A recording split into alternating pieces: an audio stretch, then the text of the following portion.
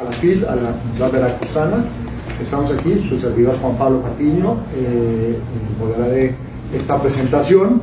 La verdad es que voy a hacer pocas palabras porque creo que ustedes, como yo, venimos a escuchar más bien a las figuras de redes que están por acá. Hoy presentaremos el libro Poética de la Traducción, Historia, Teoría y Crítica, de Willis Barston, traducción de Jorge Reich, traducido por la Universidad Veracruzana, y un libro muy interesante, y sobre todo, bueno, el que Francisco Segovia y Carmen Boullosa nos acompañen para platicar un poco sobre este libro y sus propias experiencias de creación y su relación con la traducción. Pues la verdad es que es un honor, yo creo, agradecer a la Universidad Veracruzana por haberme invitado y por permitirme compartir esta mesa. Y la verdad es que, bueno, pues son conocidos grandemente, acaban de presentar unos libros, una de las novelistas más importantes del país, un poeta académico también importante, de familia importante de las letras mexicanas,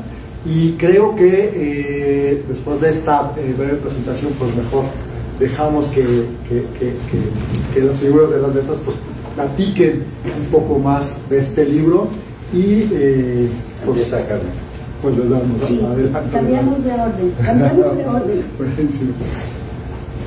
Cambiamos de orden en el último minuto porque van a oír como dos diferentes reacciones a este libro. Para mí, este libro es una hermosura complicada. Primero, del autor hay que decir algo para entender un poco la naturaleza de este libro. Es un poeta, editor, crítico literario, erudito, académico, helenista, experto en el siglo de oro, conocido como traductor de Borges, de Lorca, de Pedro Salinas al inglés, traductor al inglés, de Antonio Machado. De Borges tradujo 36 poemas y él dijo, y no muchos de Neruda. No le gustaba demasiado Neruda. Y sí, la poesía completa de San Juan de la Cruz, a quien le dedica parte de este libro también, Fray Luis de León y Sor Juana, nuestra Sor Juana. Publicó varios libros de memorias, un famoso ABC de la traducción, del que aquí vamos a escuchar un poco, entre otros muchos títulos. En 1982 había publicado Poética del Éxtasis. También escribió él un libro en francés. Tradujo del chino, bueno, esa es una historia increíble, la del chino. Tradujo a Mao Zedong, perdón porque por ahí traigo mis notas al respecto, pero es que ya que está aquí lo tengo que contar ahorita porque está que se me queman las habas de decir, qué tal que hasta lo perdí, porque se me importan cosas. Tradujo a Mao Zedong, tradujo del griego, del alemán, del ruso. Esta soy yo, sí, así sí es la vida, no pasa nada. Bueno, voy a decirlo le preguntaron en el New York Times, ¿qué le interesó a usted de la poesía de Mao Zedong? O Zedong, en 2015. Les dije en qué año nació. Nació en 1927. Tiene 96 años. Esta entrevista fue de 2015, hagan cuentas por favor, tenía 90 años. Contestó, ¿qué le interesó de la poesía de Mao Zedong? Siempre me interesa la poesía, no hago distinciones entre tiempo y lugar. Traduje a Safo y con ayuda de una colega la poesía sumeria. También me interesa por esto la poesía china, es poesía de imagen. Incluso las malas traducciones son buenas porque las imágenes siempre se traducen bien. Pregunté así a mi alrededor quiénes eran los grandes poetas contemporáneos y me contestaban que nadie, excepto Mao. Claro, porque Mao era el único poeta no prohibido, el único sin censura. Viajó, tradujo a Mao, publicó a Mao y lo invitaron, claro, a China. Llegó a China en 1972, donde descubrió que Mao era omnipresente, que sus libros estaban en todos todos lados, hasta en los restaurantes, en todos lados había libros de Mado. En ese viaje pidió conocer a un escritor y traductor que le interesaba mucho ver, con el que le gustaba platicar, quería platicar algo, quería conversar, Ye Chun Chan, que a su vez había traducido los cuentos de Andersen al chino, entre muchas otras cosas. Lo sacaron unas horas de la cárcel para que se entrevistara con nuestro Willie Barnstone. Y después de la entrevista lo regresaron otra vez a la cárcel. Cuenta en esta entrevista también: en mi último día de visita a la China jugué ping-pong. Me pusieron a jugar con el campeón chino de ping-pong. Y él llegaba a punto 21 y yo apenas llevaba mi 3. Pero cada punto bueno mío, la multitud me aplaudía. Él, la verdad, me regalaba los puntos. Después regresó en 84, ahí le negaron la visa. Tenían miedo, le dijeron, cuando por fin se la concedieron, tenían miedo de que fuera un maoísta. China había cambiado. En otra entrevista con Marcelo Saro, de hace como 6 años, no, un poco más de 6 años, dice que empezó a escribir poesía en 48. Y la verdad, no voy a traducirles la entrevista, pero la voy a someter a mi interpretación simultánea porque es una cosa preciosa.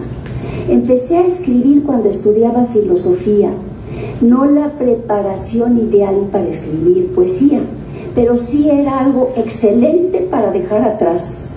Me hizo feliz moverme de lo abstracto a lo particular y me sentí muy feliz escribiendo poemas. También con los de los otros poetas, aunque no los empecé a traducir porque no me sentía en confianza. La filosofía me había abandonado. Descubrí que ésta solo dependía de las premisas, que son algo arbitrarias, como las matemáticas. Con los poemas, en cambio, experimenté un acercamiento al conocimiento. No que consiguiera la sabiduría, pero por lo menos me podría pasar la vida en el proceso intentado. Le pregunta Marcelo Saro: algunos de sus biógrafos dicen que usted es adicto a los idiomas, ¿es verdad? Contesta Willie Barnstone: pienso que es algo mejor que ser adicto a la heroína. Me encanta el tipo. El libro está lleno también de puntadas de pronto y luego de colgadas, porque bueno, los héroes de Willie Barnstone, como es evidente en este libro, son los gnósticos, los que creían que Eva, la de Adán, era buena. Por eso es que me encanta el tipo, porque es que yo escribí una novela que se llama El libro de Eva y la verdad me dio en mi mero mole. Bueno, era buena, no mala, porque ella tuvo el valor por el conocimiento, por eso fue una rebelde y fue castigada con la muerte. Ella es quien encuentra a Adán, es una bolita de barro, informe. Ella le sopla vida en su boca y le da vida. Después él sueña que le han quitado su costilla, etc. La Biblia hebrea, tema que le apasiona, como ahora les digo a Pancho y a la que dedica una buena parte del libro, empieza con los dioses, no con un dios. Aquí tengo una cita para ustedes. Bueno.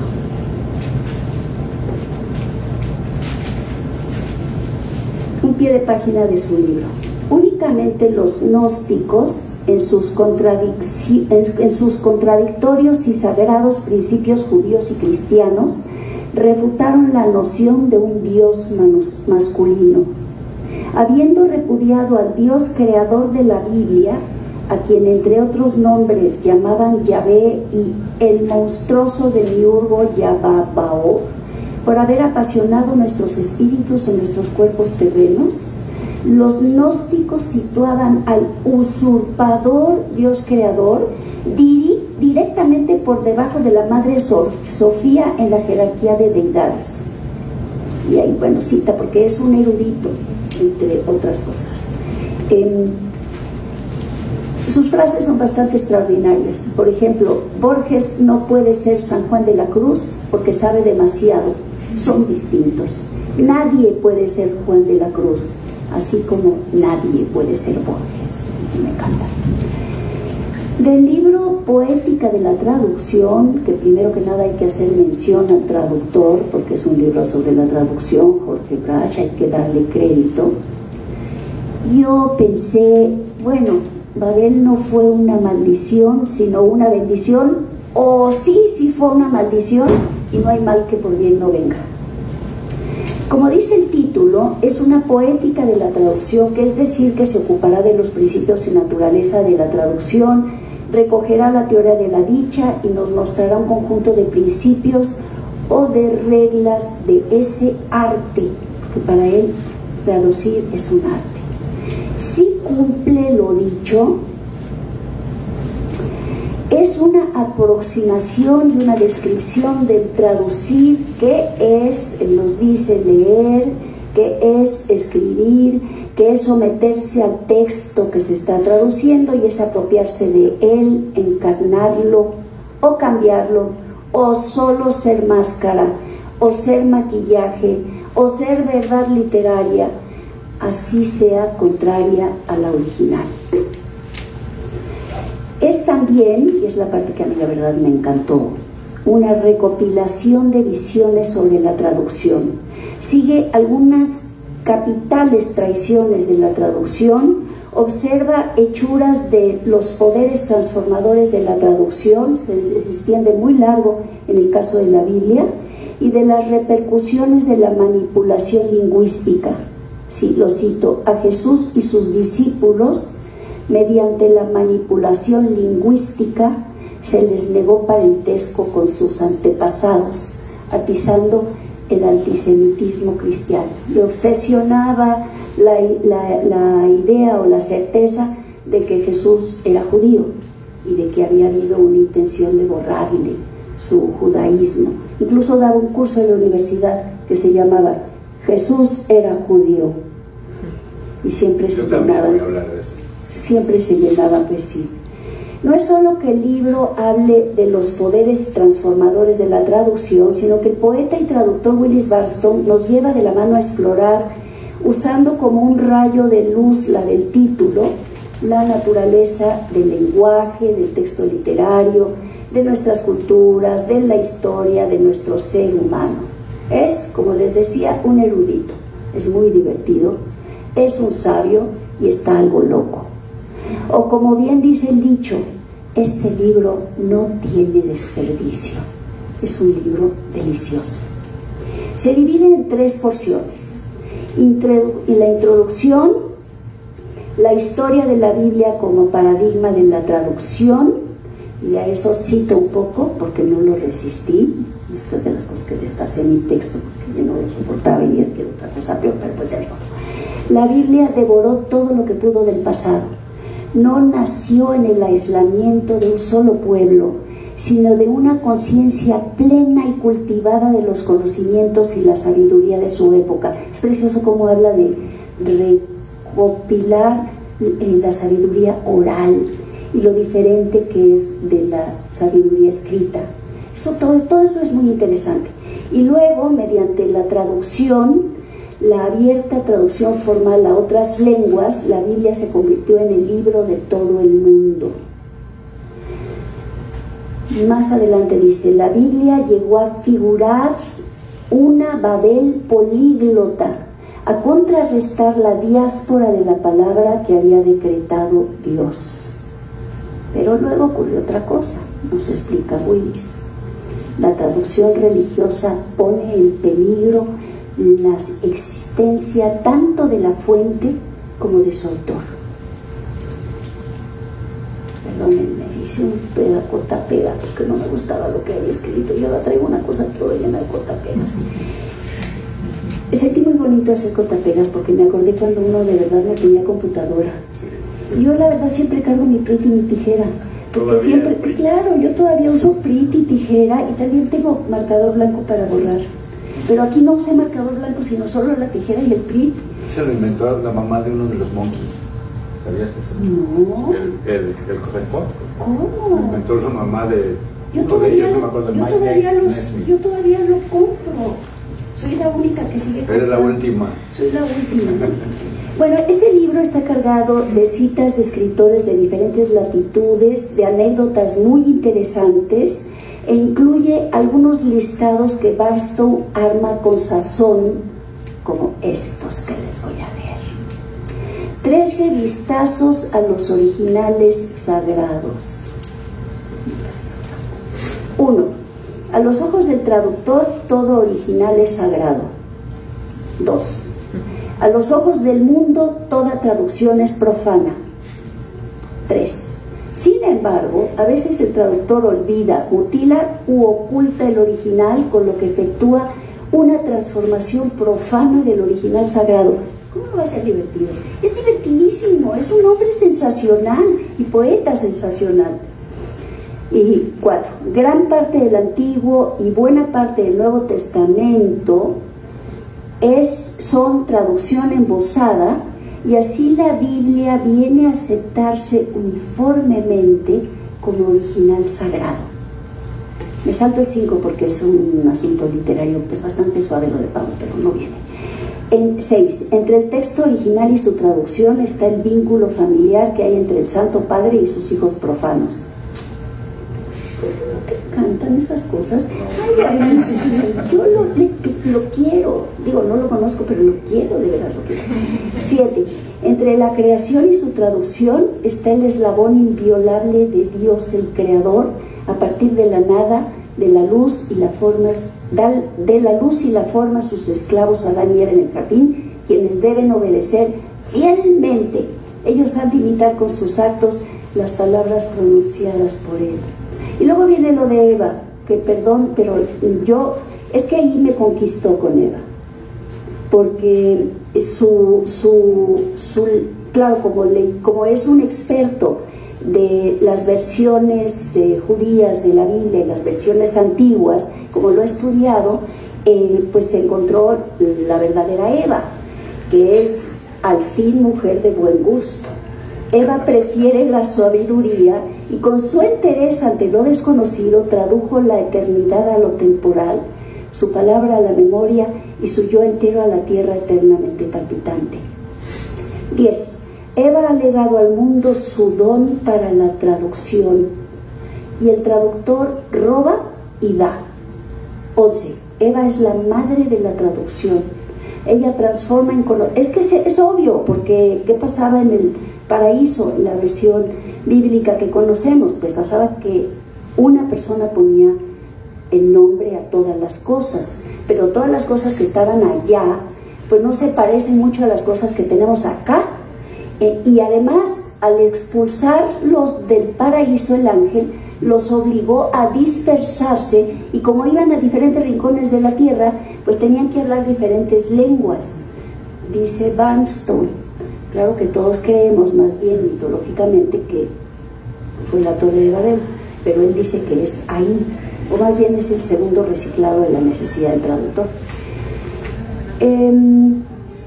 El 13 me encanta. A Eva no le importa que un lector le robe lo que ella ha hurtado. Satisfecha con ser la madre del mundo, se ríe cuando sus hijos arrogantemente se apropian de su invisible traducción para hacerla pasar como su propia inmaculada y santa creación.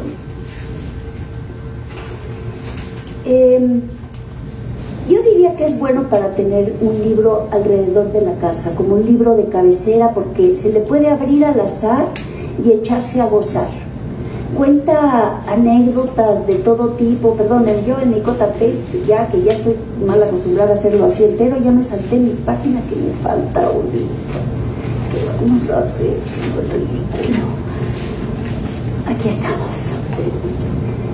Entonces, según él, la necesidad de traducir empezó cuando Dios esparció por la tierra al pueblo que había sido de una sola lengua. Pero nosotros creemos, pues yo lo creo que fue, o lo que se cree, que fue la Torre de Babel, si vamos a dar una explicación mítica. Y es posible traducir, o la maldición de Babel lo volvió irreversible. Nos cuenta él que hay dos enfoques, bueno, visita de Steiner, creo, no sé. Las diferencias entre las lenguas son solo superficiales, porque hay universales genéticos, históricos, sociales, de los que derivan todas las gramáticas, es el uno. Y el enfoque monadista es la traducción es imposible. Y ahí acota, entre muchas citas que nos presenta, que son maravillosas, yo creo que después de que Pancho hable críticamente y seriamente, yo traigo mi selección de citas. La poesía es aquello que se pierde en la traducción, dijo Robert Frost.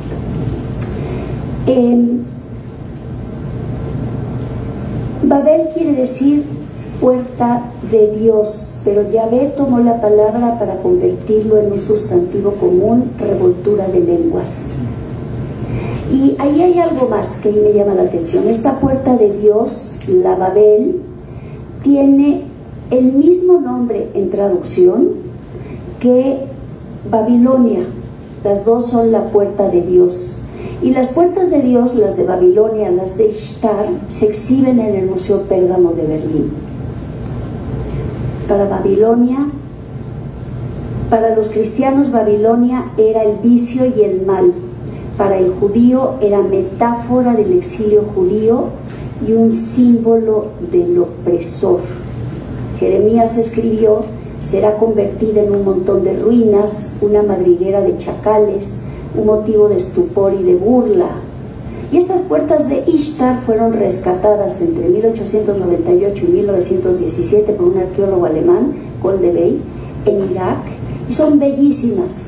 Son las octavas puertas construidas por Nabucodonosor, así como el camino de procesión, sin palabras, no tienen palabras escritas, son simplemente imágenes y desmienten la maldición de Jeremías. No siempre soy así. No siempre soy así. Bueno, mejor le tú y yo ahorita ya sí, porque ya me perdí en mi cotante. Qué barbaridad. Bueno, No me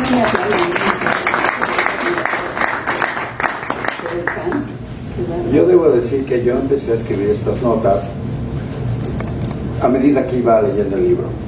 Entonces, al principio, como acaba de decir Carmen, al principio es abstracto y luego se va volviendo concreto. Cuando dice cosas abstractas es todo muy teórico y muy sentencioso y muy, ¿no? Y es como la parte más académica del libro en el sentido, sí, en el sentido más peor del término académico, ¿no? Es una academia que como que está a la moda, ¿no? Decir, no, es que el traductor es el autor, ¿no? Y luego va avanzando en el libro y va poniendo en práctica su oficio, y entonces deja, digamos, esas declaraciones macizas del principio y las va matizando porque va poniendo en práctica el oficio. Entonces, yo empecé a leer el libro enojado y terminé leyendo el libro encantado, ¿no? Excepto cuando vuelve a ponerse sentencioso, cuando pone sus reglas y sus aforismos. Bueno, pero él a veces da risa. Es muy bonito. Bueno, sí, ok. Bueno, ahí voy yo con... A ver, sigues. No sé si a ustedes les preocupa el asunto de la traducción, pero seguramente todos se han preguntado alguna vez algo relacionado con ella. Algo, por ejemplo, tan puntual y concreto como la equivalencia entre una palabra española y una palabra inglesa. ¿De veras la palabra maíz, dicha por un mexicano, equivale a lo que entiende un inglés cuando dice corn? ¿De veras páramo equivale a steppe, como dice Barnston en un doctor lugar de su volumen?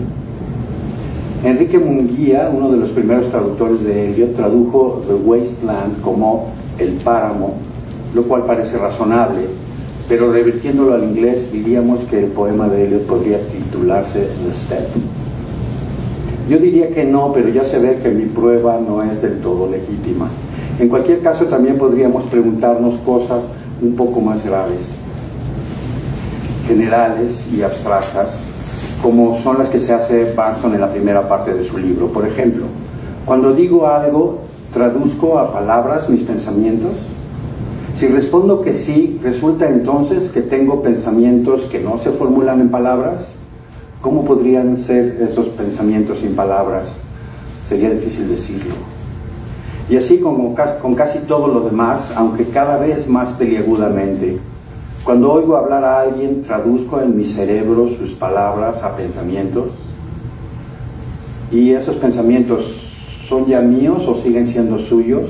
Y ya encarrerados en el tema, puede decirse que cuando pasamos de la idea a la acción, traducimos. Y la creación misma, la creación con mayúsculas, no es una traducción del espíritu a la materia, como la encarnación misma de Jesús, que traduce el verbo a la carne. Yo no iría tan lejos. Me parece que puestos en este plan, todo o casi todo es traducción, como en efecto parece pensar Barnston. Pero no voy a discutir mucho esa idea aquí. Me bastará con decir que en este concepto de traducción cabe decir el verbo se traduce a la carne, lo mismo que 4 se traduce a 2 más 2.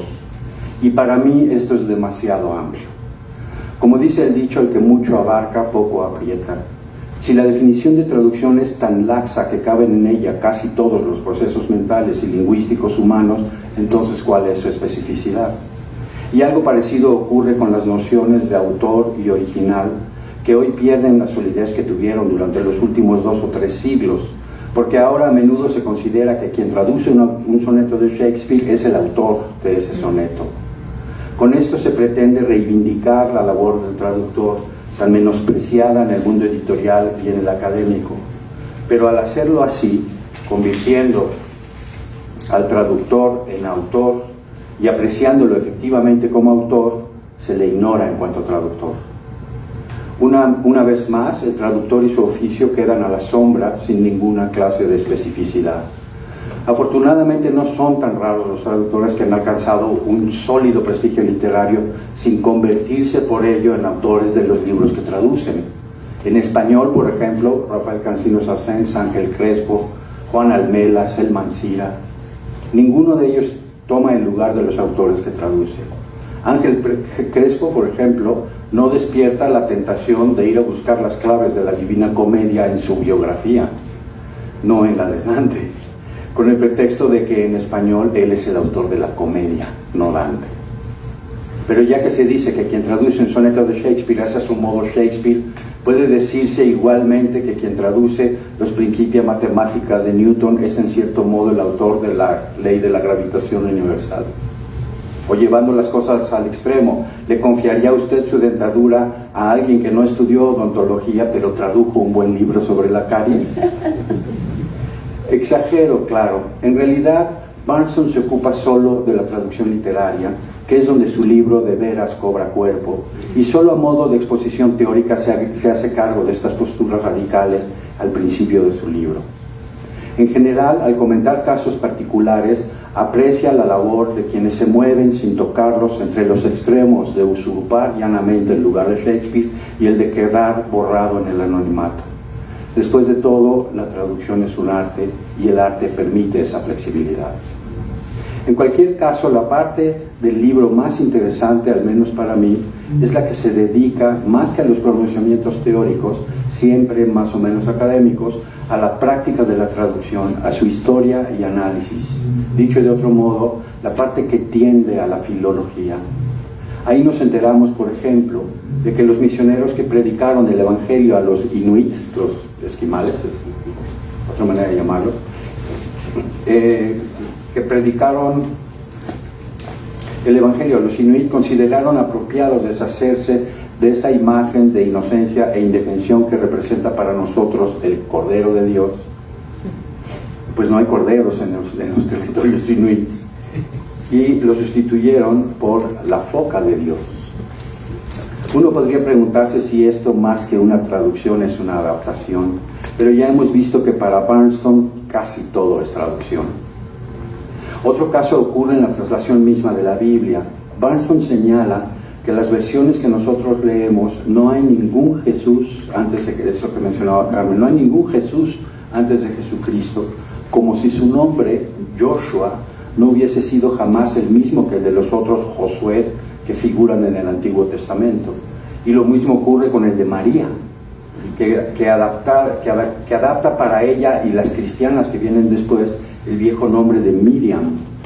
Al modificar así los nombres tradicionales, alega Barnston, los traductores de la Biblia, ya de antiguo, arrancaban a los cristianos de la comunidad judía, a los cristianos de la comunidad judía a la que originalmente pertenecían, y los convertían en otra cosa, dando pábulo al antisemitismo de los cristianos, que desde entonces pueden decir que los judíos mataron a Jesucristo, como si Jesucristo no hubiese sido judío, un rabí judío, y no un simple maestro, como también traducen a menudo mañosamente nuestras Biblias.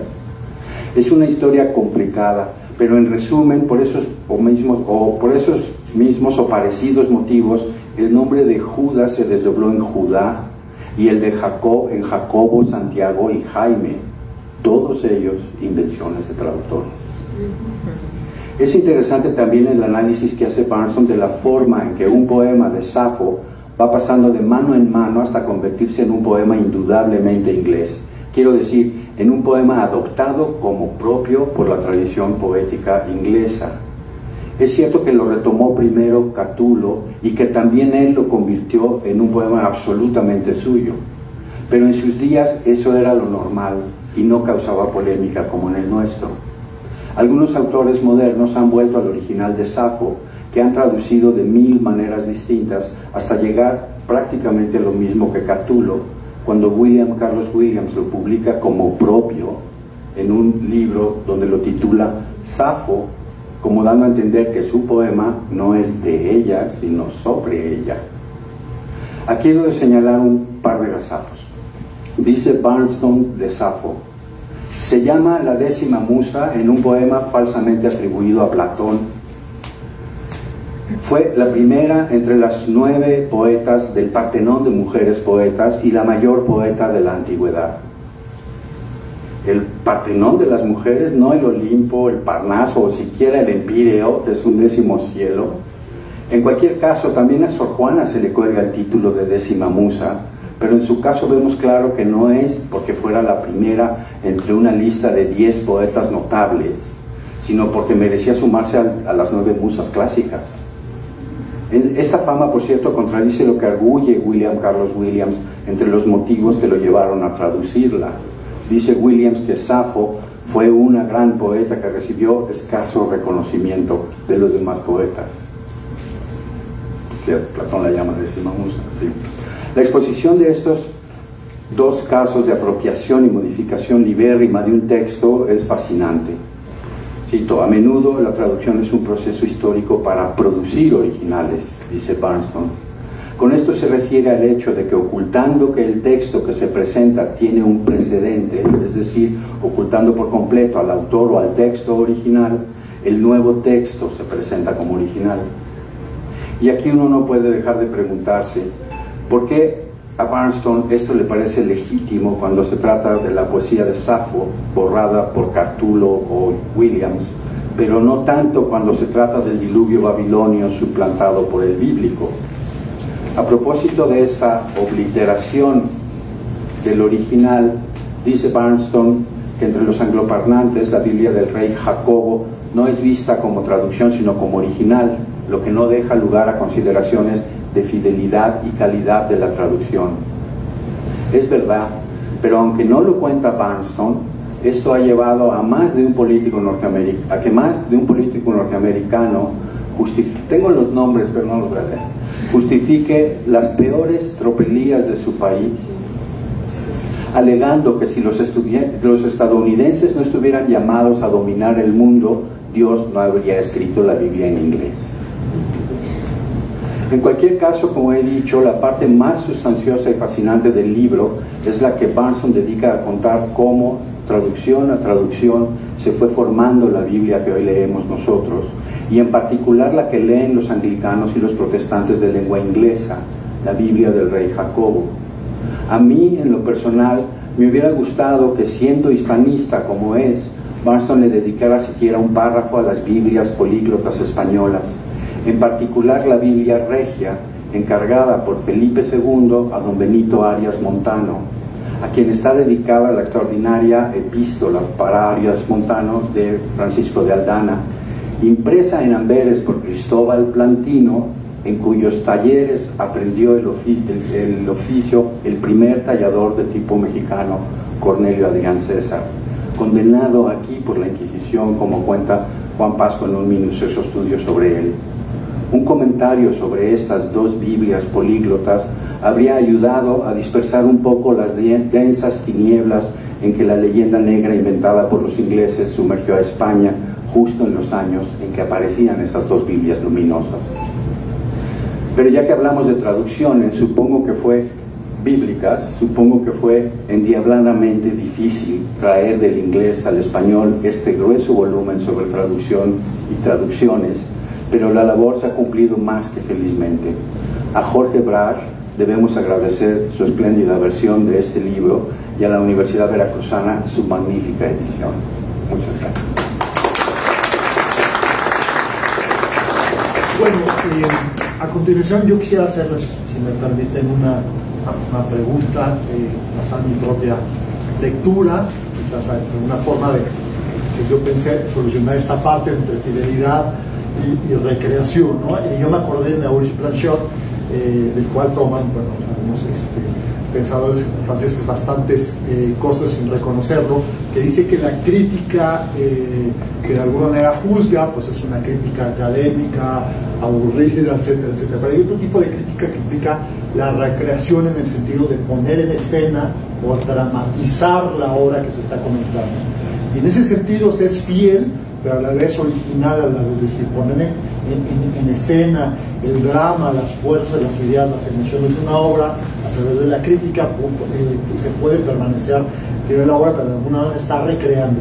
No pasará, no podrían ustedes ver algo similar con la traducción, de alguna manera se es fiel a las fuerzas originales de la canción, pero a la vez al dramatizarlas en un idioma distinto, con figuras distintas, con elementos distintos, existen los dos elementos de originalidad, pero a la vez fidelidad. ¿Qué opinas tú? Sí, si lo pones en esos términos, creo que un poeta es un actor en ese sentido. Decía Machado Que la poesía es voz en situación, y en ese sentido un poeta puede ser cualquier persona. Quiero decir, a la hora de escribir puedo ser yo, o puedo ser Quintiliano, o puedo ser Nerón. Estoy escribiendo y adopto ese personaje. Ahora, creo que no es exactamente lo mismo cuando esa voz que yo estoy encarnando es la de la musa, como decían los románticos, ¿no? La de la musa, o la del inconsciente, dirían más modernamente, o la del lenguaje mismo, o eso, que cuando es la voz de un poeta que tiene nombre, teléfono y dirección.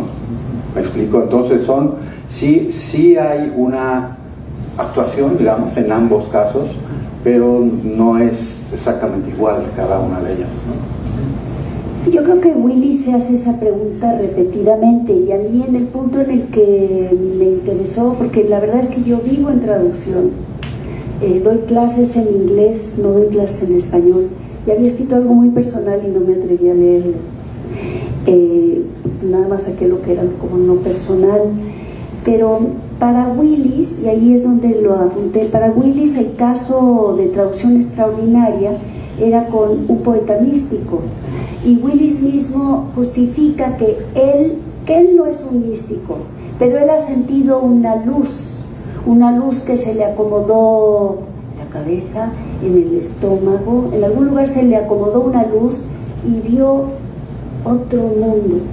Y ese poeta místico que a él lo apasiona es San Juan de la Cruz, y él da un ejemplo, lo lleva, digamos, casi a la caricatura, porque dice que San Juan de la Cruz, transmitiéndonos la experiencia mística, quiere que no sentamos desglosa como San Juan en realidad quiere que las palabras no existan, porque lo que quiere, según Willis, es al final darnos una sonrisa.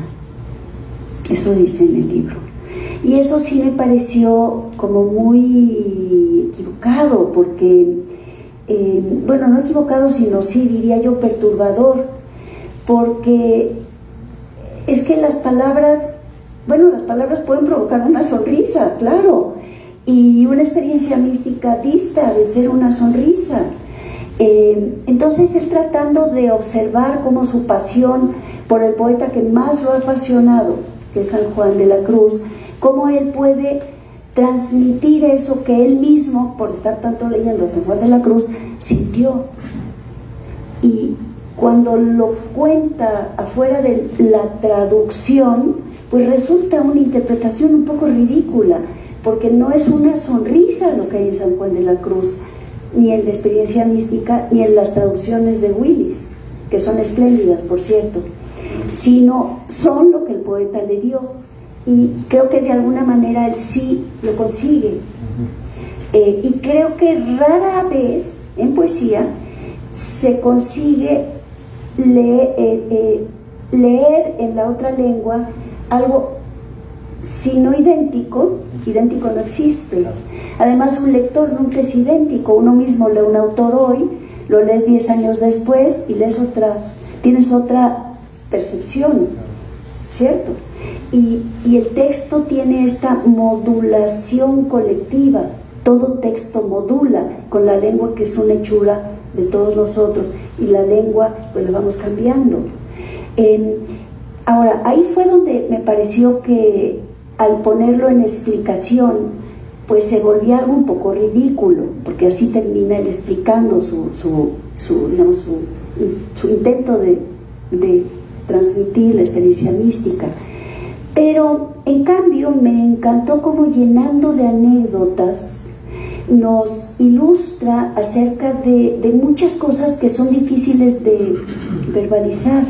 Cuando cuenta aquella anécdota de Ricci en China, el primer jesuita que va a llevar la palabra de Dios a China, y de un lugar aislado donde vive una comunidad de judíos ortodoxos que no han estado en contacto con todos los demás, lo hacen llamar porque quieren que venga, porque no tienen rabino, y él trae la palabra de Dios, y bueno, lo que trae es la Biblia no judía, y él cómo les puede explicar eso que para nosotros es tan importante, pero lo anota, cuenta muchas anécdotas, lo que cuenta de Borges, de la diferencia entre la vigilia y el sueño, la traducción del sueño, ilumina de una manera hermosa.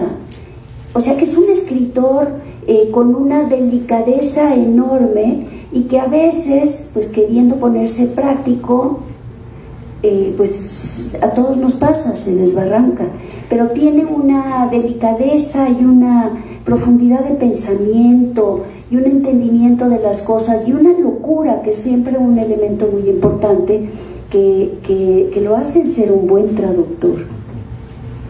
Sin embargo, yo diría, siempre hay algo en eso. O sea, él puede estar interpretando San Juan de la Cruz y hacer una interpretación un poco con la que puede uno no estar de acuerdo, y sin embargo hacer una buena traducción. En cierto modo pasa leyendo al mismo San Juan de la Cruz.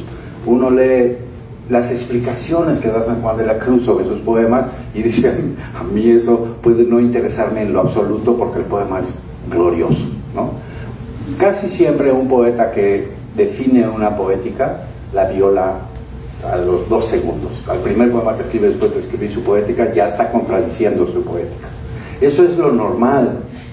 Eso me deja a mí pensar que todo eso que al principio del libro Barnstorm pone muy severamente como cosa teórica, la va descomponiendo, y así como encontró la poesía, que es concreta y no abstracta, yo creo que la poesía es lo más concreto que hay en el planeta, ¿no? Así como encuentra eso, también encuentra la manera de transmitir ese pensamiento, esa reflexión a través de anécdotas que no son teorizables, cuya lección está en la anécdota misma, no en la teoría. Y por eso es un libro que hay que tener cerca, porque es que donde uno abra o donde vuelva a abrir, va a encontrar una anécdota que va a traer lleno de sugerencias, todas literarias, sobre lo que es el texto literario, sobre lo que es el acto de leer, sobre lo que es el acto de entender un poema, de seguir un poema, y está lleno de riqueza. Bueno, un hombre que ha traducido todas esas lenguas, pues él mismo es una especie de Ishtar, de Torre de Babel aún completa. Y hablando de los jesuitas en China, hay un libro de Daniel Defoe, el que escribió Robinson Crusoe, el historiador, escribió un libro que se llama El Diablo. Y la primera línea dice: hay gente que no cree que el diablo exista. Yo les puedo demostrar que existe. Es los jesuitas en China. El diablo es los jesuitas en China. Bueno, muchísimas gracias. Creo que nos está pidiendo que por piedad nos vayamos. Es una pena, nos encantaría escucharlos un rato más. Pero bueno, muchísimas gracias. Gracias a ti. Gracias a ti.